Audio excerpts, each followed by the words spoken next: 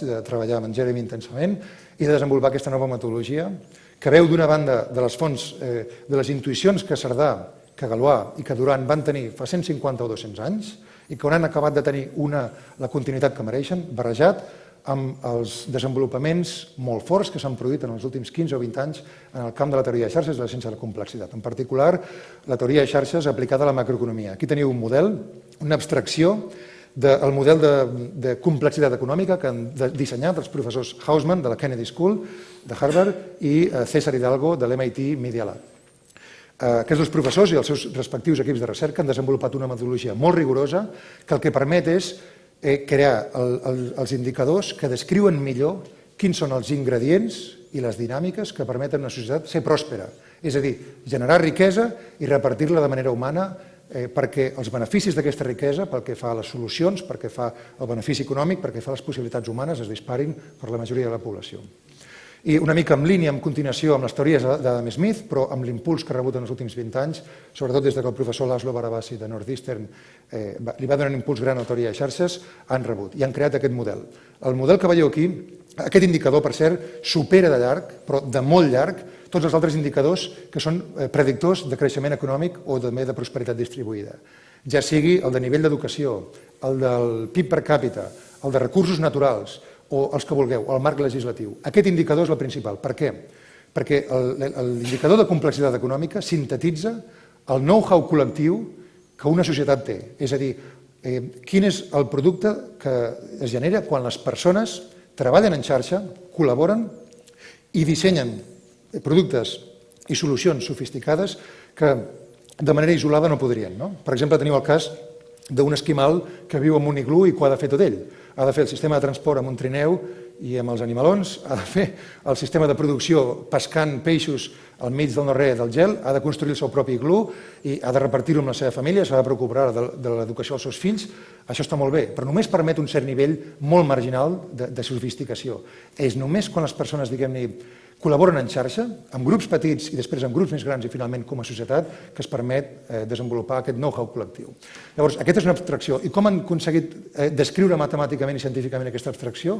Doncs l'han descrit trobant un proxy intel·ligent molt sofisticat, que és el nivell de diversificació i sofisticació de les exportacions d'un país. Aquí veieu en el cas de l'estat d'Espanya, en el qual cada node que veieu en aquesta xarxa és un producte industrial d'exportació i cada clúster d'indústria, representat amb un color, és una indústria o una àrea del coneixement. Per exemple, aquí en blau teniu la indústria automobilística i de maquinària industrial i el punt més gran és la producció d'automòbils, de la SEAT, aquí a Martorell, de Volkswagen, la Ford de València, Valladolid, etc.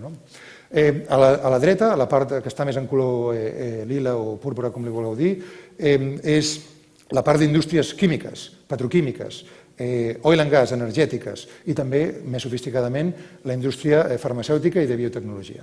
I a la part de l'altra banda, a la dreta, teniu en verd la indústria tèxtil. Si el node està activat vol dir que en aquest cas Espanya produeix més i exporta més del que li correspondria per la seva densitat de població. Si el node no està activat vol dir que no és el cas. Si nosaltres comparem amb altres països, per exemple, aquest és el Product Space d'Argentina, que té molts productes agroalimentaris, produeix molta soja, alguns productes de mineria, però en canvi la tecnologia no va tan fort. Si mirem altres països, aquest és el cas de Pakistan, una mica encara més precari que el d'Argentina. I si ho comparem dins d'Alemanya, que juntament amb Japó és el país més divers i en aquest sentit de complexitat econòmica més gran del món, podem veure que la distribució per països és molt més gran.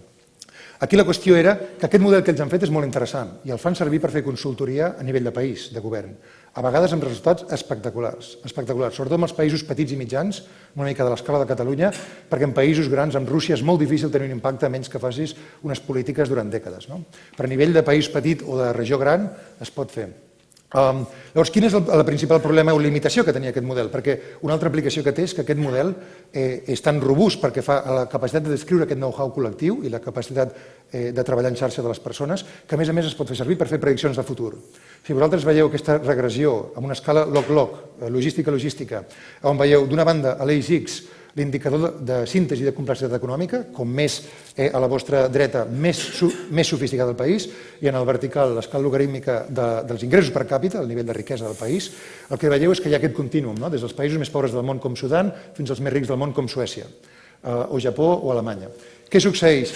Que la tendència històrica és que la corba de regressió, els països tendeixen a haver-hi una consolidació en la corba de regressió.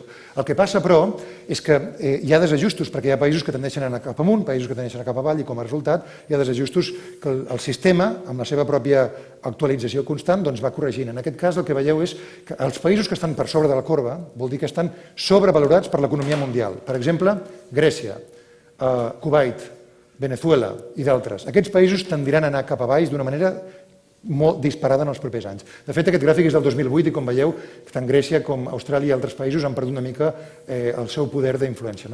I al revés pels països que estan a sota. Teniu països com Uzbekistan, com Vietnam, com Índia, la Xina, Ucraïna, Malàsia o Mèxic, que tenen uns prospectes de futur creixement molt gran. A més, ells han demostrat que per la tendència que tenen aquestes xarxes com a sistema complex, com més ric, pròsper i diversificat i sofisticat és l'economia d'un país i del seu know-how col·lectiu, tendeix a haver-hi amb els anys també un igualament del nivell de vida, perquè les persones cada cop són més exigents i cada cop toleren menys les situacions d'abús o d'autoritarisme, i per tant són països també més igualitaris. Quina és la